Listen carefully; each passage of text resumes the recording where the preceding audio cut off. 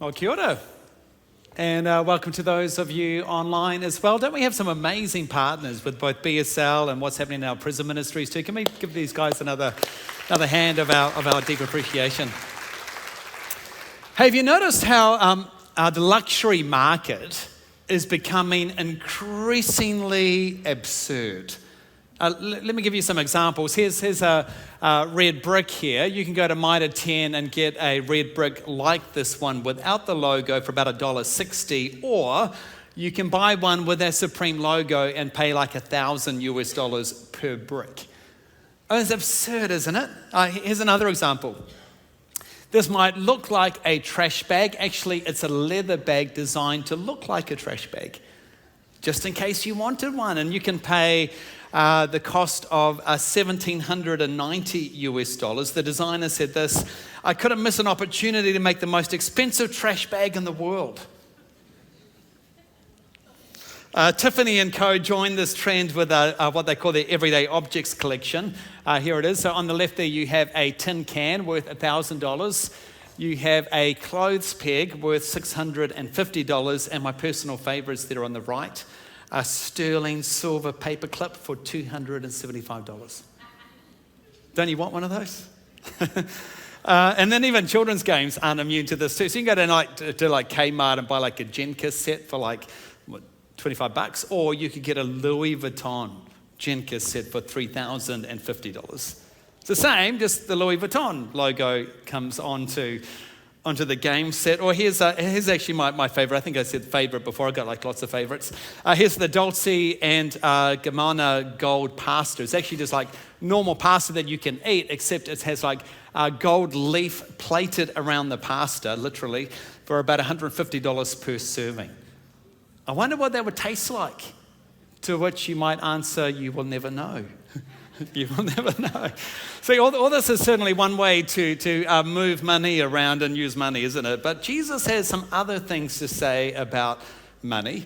So we're in this series called It's Your Move, and we're talking about the different moves we can make as we follow after Jesus. So moves like baptism and gathering and joining connect groups and a whole bunch of different things, all designed to help us move closer to Jesus and his mission in the world.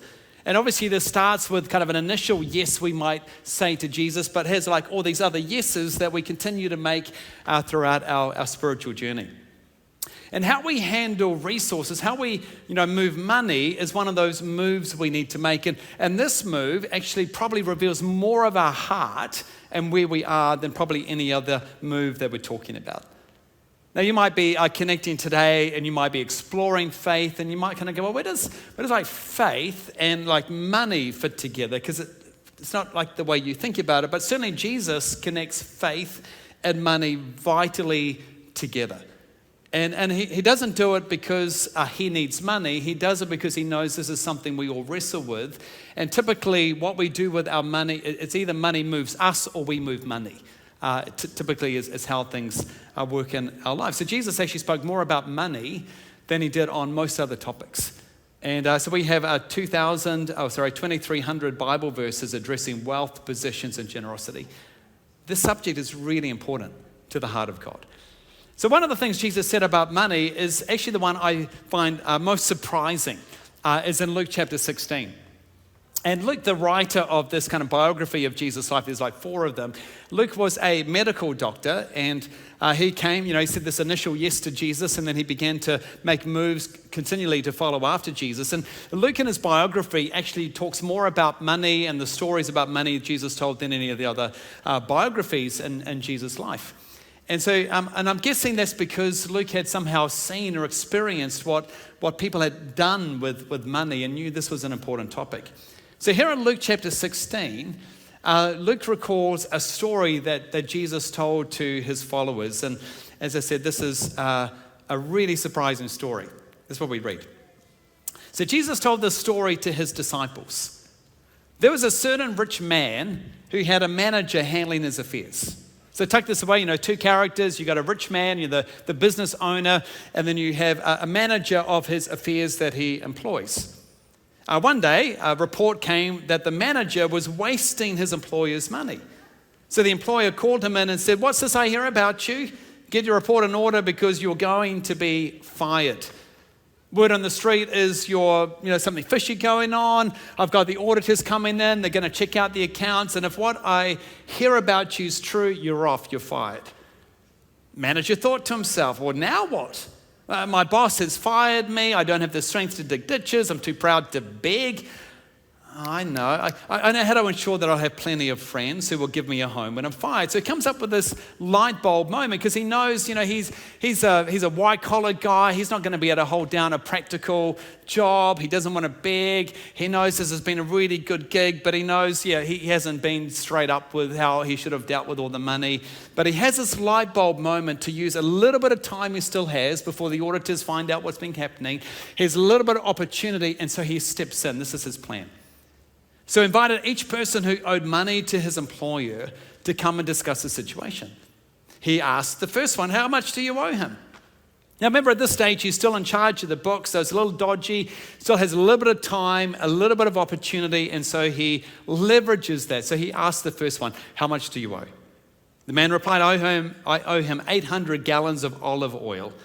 So the manager told him, well, take the bill and quickly change it to 400 gallons. So 800 gallons is going to take you quite a while to pay, but tell you what, I'm in a mood for a deal today. I'll like 50% cut. If you can pay that debt of 400 gallons right now, let's just, call it evens. Now the guy can't believe his luck, calls on a few favors, makes some electronic transfers, it's all there, and the guy starts to leave, and he says, this guy that he's just paid the debt to says to him, well, thank you for making my day today. I was in this hole and you've kind of made my day. And he turns around and then he turns back again and says, by the way, if I could ever repay the favor one day, you be sure to let me know. To which the dishonest manager kind of like smirks as he's walking out the room and says under his breath, you know that I will be in touch with you pretty soon. The story goes on. It goes to the next person. How much do you owe my employer? I owe him 1,000 bushels of wheat, was the reply. Here the manager said, take the bill and change it to 800 bushels. 800 bushels, that's a lot of wheat you kind of owe, but let's do like a 20% reduction. If you can like cut a deal right now and deal with this, 20% is off the bill. Guy can't believe his luck. Again, transfers the money, does what he needs to do. And this is what he does for every single person that owed money to his employer. He goes through all of them at his deal day, and he is making some wonderful friends with his generosity. By the time all this is done, the auditors have gone through all the books. The business owner realizes this guy's been a crook. And on top of that, he now hears that this guy's like making deals with a little bit of time and opportunity he still had. And so we come to the end of the story. And the end of the story is like the surprising twist as Jesus says this. It's true. The rich man had to admire the dishonest rascal for being so shrewd. It's kind of an unexpected twist in the story, isn't it? Here's the business owner who says he admires how this guy has acted decisively when his own interests were at stake. This guy is one shrewd individual because he knew how to act in his own best interest to take that little bit of time, that little bit of opportunity, and set something up for himself for the rest of his life. So what do we do with a story like this one? Is Jesus teaching us to be dishonest business people? Well, thankfully, Jesus goes on and tells us his point. He says this. It's true that the children of this world, and that's kind of like a kind of a pet name Jesus has for people who believe this world is all there is.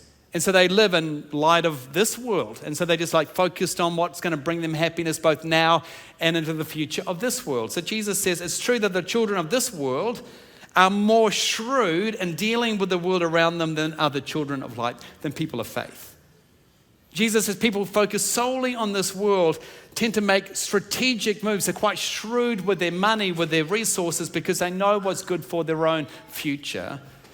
Meanwhile, people who believe in an eternity, who believe there's a God and that we will have an eternity with him, aren't actually so shrewd, aren't so savvy when it comes to material wealth. If you could sum it up, his big idea would be as shrewd with your money for eternal purposes as worldly people are for temporary gain. His point is that those who believe that there's something bigger, we need to learn a lesson from this dishonest money manager because this guy knew how to act for his own best interests. Well, weird story, isn't it? So out of that, Jesus now tells us 3 moves that he wants his followers to make with their stuff.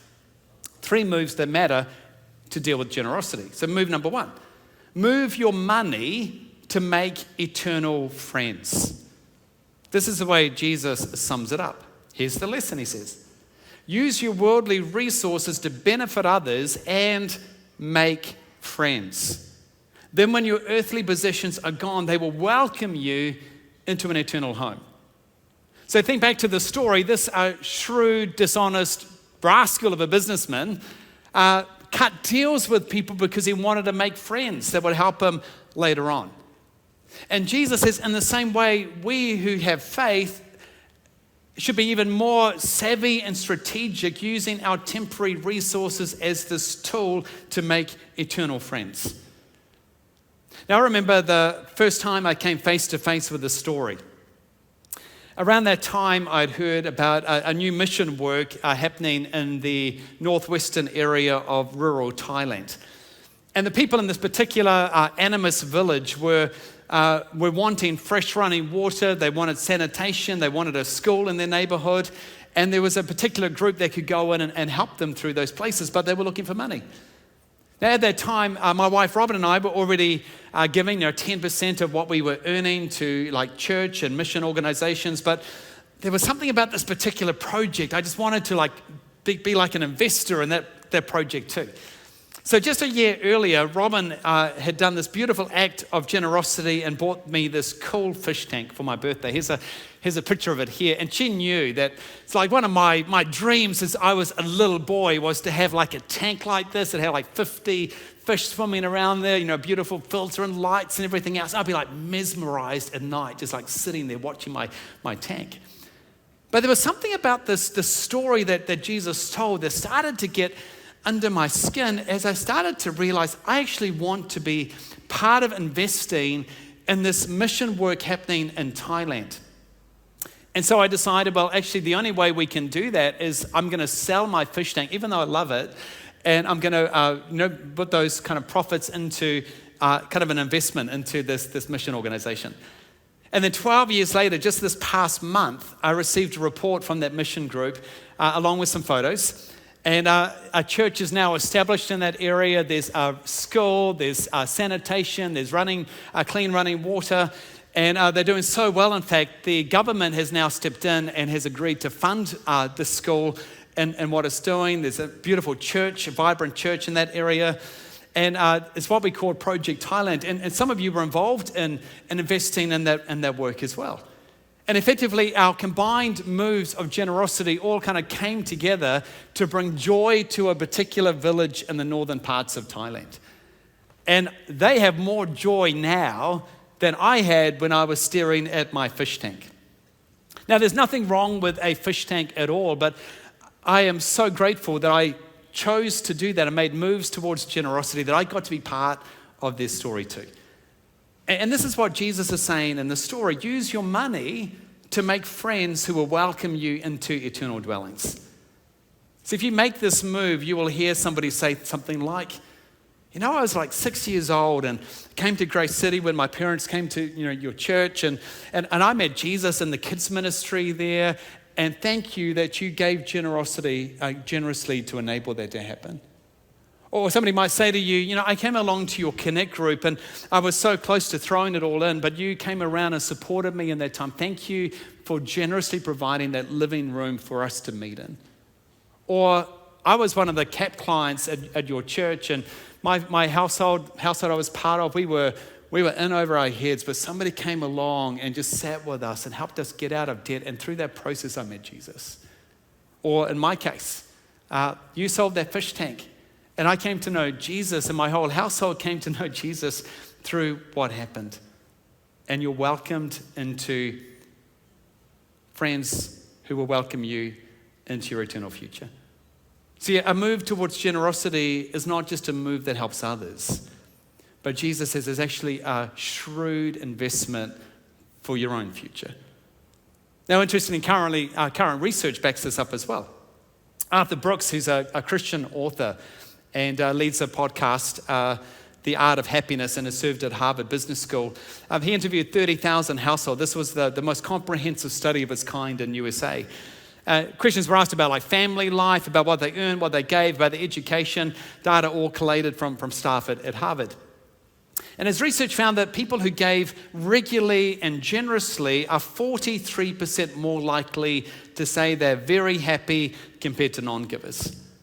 Now, that part of the research isn't really that much of a surprise because a lot of research has mentioned that over many decades. The part that was really surprising, particularly to him as the lead researcher, was this next part. He said households that give regularly experience higher income growth than comparable non-giving households. So he broke this down. He said, if you've got like two households and one, they come from the same religion, the same geography, same educational background, kind of everything's like as identical as it can be, but household one gives $100 more in charitable giving than household B. Household A will receive $375 more in every dollar that they give, every $100 that they give. And that's not what they were expecting. In fact, he says, as a social scientist, I was initially skeptical that giving precedes success. But the data forced me to conclude that generosity is a key ingredient in creating prosperity. It's counterintuitive to everything I had been taught in economics. So, in fact, if you hear his research, he says, we actually bought a new software thing. We re-inputted all the data because we were skeptical that this was correct. Something must be wrong. And then the same results came out, not just when it came to giving financially, but volunteerism and even blood donors. And anyone that was giving was receiving back in kind. The evidence from across the globe, he says, shows that givers actually wind up with more income than non-givers. It's not that people give because they're rich. It might be they're rich because they give. He concludes the secret to human happiness is not earning more, not learning more, not having more friends or a perfect spouse. The secret is giving more. In other words, it's not just those who get it, benefit from it, but it's those who give it are able to be transformed by it too. Now, we're all aware of the abuse this kind of idea can bring. And I don't want to encourage the abuse of that, but at the same time, many of us move so far away from this idea that we almost we're not shrewd with this idea anymore either. Now, at this point, you might kind of say, well, yeah, I think I'll get around to that later. But it simply highlights another move that we need to make that Jesus speaks about. It's a move from later to now. You see, I've been a pastor quite a while now, and what I've learned over time is I've never, ever, in all my years as a pastor, ever heard someone say they don't want to be generous. As God stirs a person's heart as they come to know Jesus and follow him, there's something that happens within where we have the desire to be generous towards other people. A good-hearted Christian will never say no to generosity. I've never seen them lock their arms and say, no, I'm never going to be generous. I never will be. But what typically is said is it's not actually out loud. It's just this word or idea later. So imagine a teenager has just begun an after-school job. He's earning a few dollars, but he's just a teenager. He hears about this conversation about generosity, and he just says, well, that's a conversation for adults. I'll get to it later. Later comes and he graduates from university, he marries, both of them want to be generous, but they've got student loans, they're just starting out in their careers, they want to save money for a deposit on a house. They don't say no, they say later. And the kids arrive, and kids are expensive. I've got 4 of them, I kind of have a bit of a take on that one. A couple, goes from 2 incomes to like an income and a half, and their expenses have gone up, and they don't say no to generosity, they say later. Then all of a sudden they're 50 and they're saving for retirement to be done, and for 30 years, do you really think they're going to now change when for 30 years they have this habit of always spending what they earn and never thinking at all about other people? It's always been later. And I think what I've come to realize as a pastor is this idea of later actually is synonymous with no. And we never say it out loud. Our intent is to give, but we never, ever get around to it. And Jesus says there's this easy test to whether we know whether we'll be generous with whatever age or season. And it's not about how much you give, it's about what you do with whatever you have, whether it's little or a lot. Jesus says this: if you are faithful in little things, you will be faithful in large ones. It's not about how much you give, it's about the faithfulness in whatever you have. If you're dishonest in little things, you won't be honest with greater responsibilities. If you're untrustworthy about worldly wealth, He will trust you with the true riches of heaven. If you're not faithful with other people's things, why should you be trusted with things of your own? Generosity has nothing to do with what you have. It's what you, or how much you give. It's what you do with what you already have. You know, one beautiful example of this is Robert Laidlaw, who was the founder of Farmers. Robert Laidlaw was a Christian man who began giving 10% very early on when he was a teenager. And then when he began Farmers, he continued that trend. And as the business grew, he decided to not just give 10%, but to keep increasing the percentages of what he could give to. Farmers got so successful that in the end, he was kind of a reverse type. He was living on 10% and giving away 90%. Now most people, their livelihood just going to grow with their wealth, but he decided to actually draw a line around what was appropriate and to give more. And there are churches dotted all around Auckland still today who have benefited from starting. He was, kind of funding church plants, and there's like churches all around our city whose pews are still there that were donated by him at the time. He was faithful in what he had, and God continued to increase what he had because he was generous with it. See, where do you begin? The question is just now, with whatever you have. Because it's not about the amount, it's just this posture of your heart willing to be generous. Don't get fixated on the amount. It might be 1%, it might be 2%, it might be 0.5%, whatever it is, you just step in. Because it's not just benefiting others, it's also benefiting you. So look at two moves. To move your money to make eternal relationships, and to move from later to now.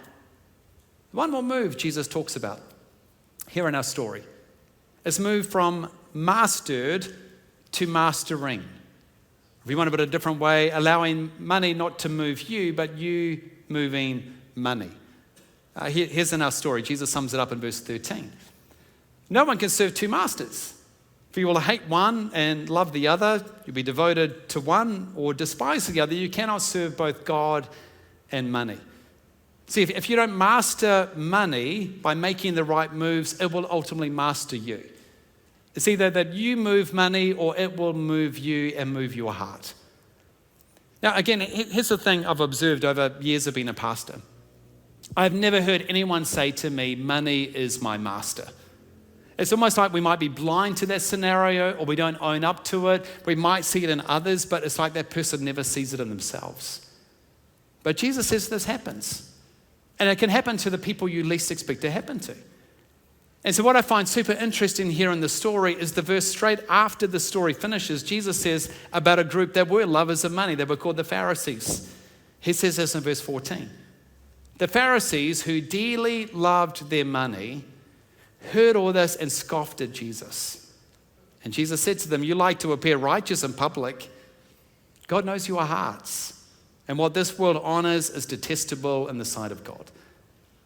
Apparently, one of the reasons the Pharisees hated Jesus and hated what he taught ultimately comes down to where their heart was around money. And they, when they looked in the mirror, they thought they were good, godly citizens. Other people looked at them and thought they were good, godly citizens. Jesus looked at them and saw them as lovers of money. So I sat with that this week and kind of felt just uncomfortable and just reflected, how would I know if I'm a lover of money?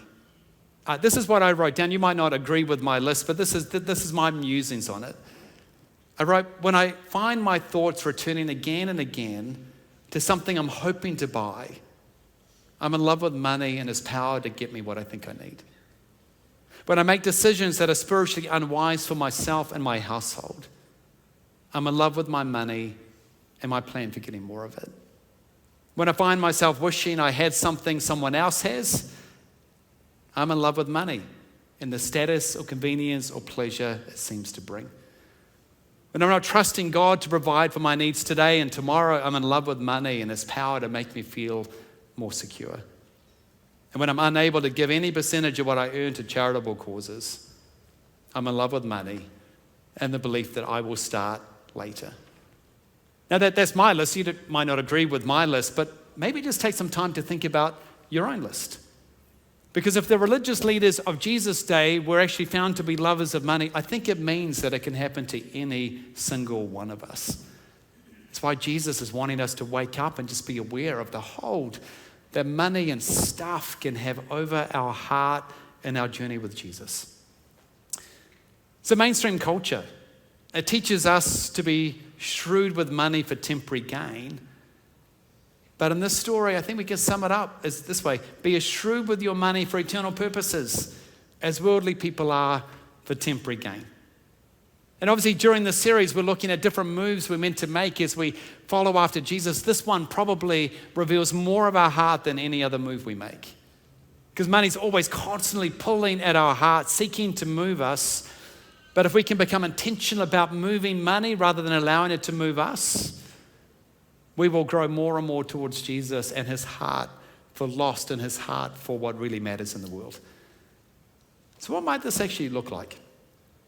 Well, in the early church, when Paul was writing to a group of churches, he speaks about a beautiful example of the churches of Macedonia. And at the time that this group of churches didn't have a lot, there was kind of like a financial kind of crisis happening in their world, but they didn't have a lot, but they heard about a need that existed in another church over in Jerusalem. And he talks about the way this group still responded, even with the limitations of what they had. He says this: I can testify that this group gave not only what they could afford, but far more. And they did it of their own free will. For their first action was to give themselves to the Lord and to us, just as God wanted them to do. And he goes on to talk about the way our response should always be in response to the incredible generosity from God himself. He says, you know the generous grace of our Lord Jesus Christ, that though he was rich, yet for your sakes he became poor, so that by his poverty he could make you rich.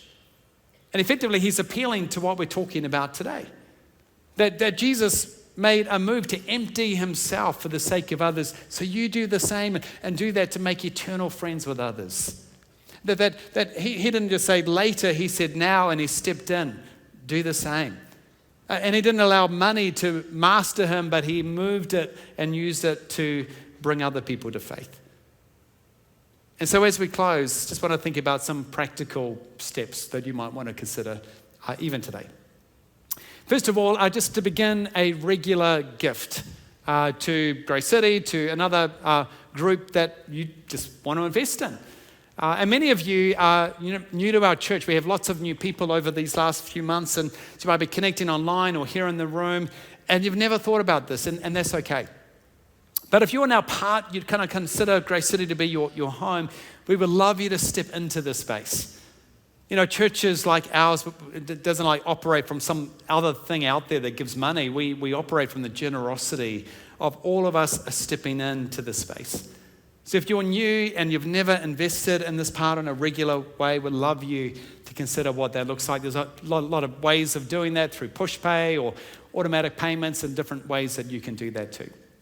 Now, some of you have been doing this for some time. In fact, you might be like me and you set up an automatic payment a long time ago, and it's so easy to set that up and almost like forget it's there and we never go back and review it. And it might be that lots of things have changed in your life where you might be able to increase that in some way. If that's you, I'd love you to consider what that regular gift looks like going forward too.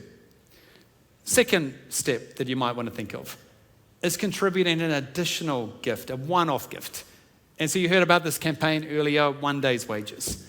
Now, the whole idea is that you don't take from your regular giving over to 1 day's wages, because that actually doesn't help anybody at all. It's just like redirecting things. What we're asking is, in addition to your regular giving, you would consider just a 1 day's wage. And so you can do the maths right now. I did this for myself this morning, sat down, thought about this and thought, oh, okay, this is what that looks like. And just want to encourage you to do the same. It might be $1, it might be more dollars than that. It's just investing in something.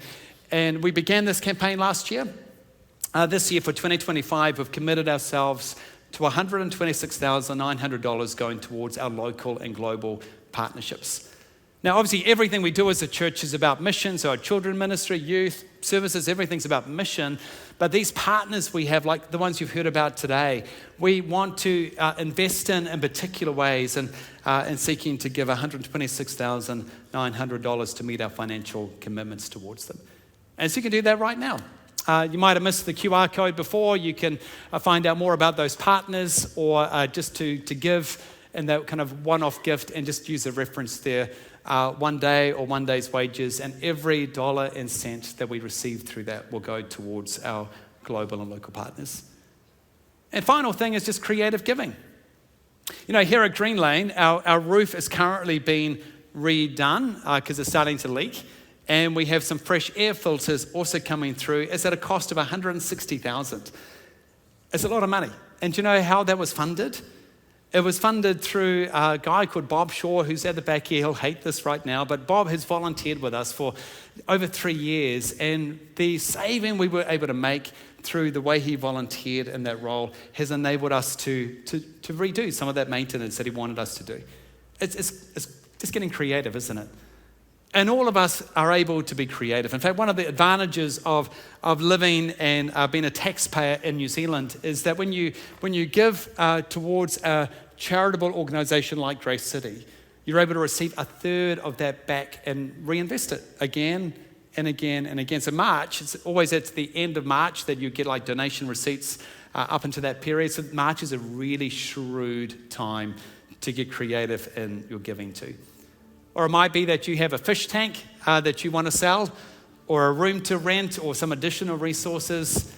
I think when we hear the story of Jesus, it's this reminder to all of us, just be shrewd with what you have for eternal purposes. Be more shrewd than people of this world who are pretty good with their money for themselves.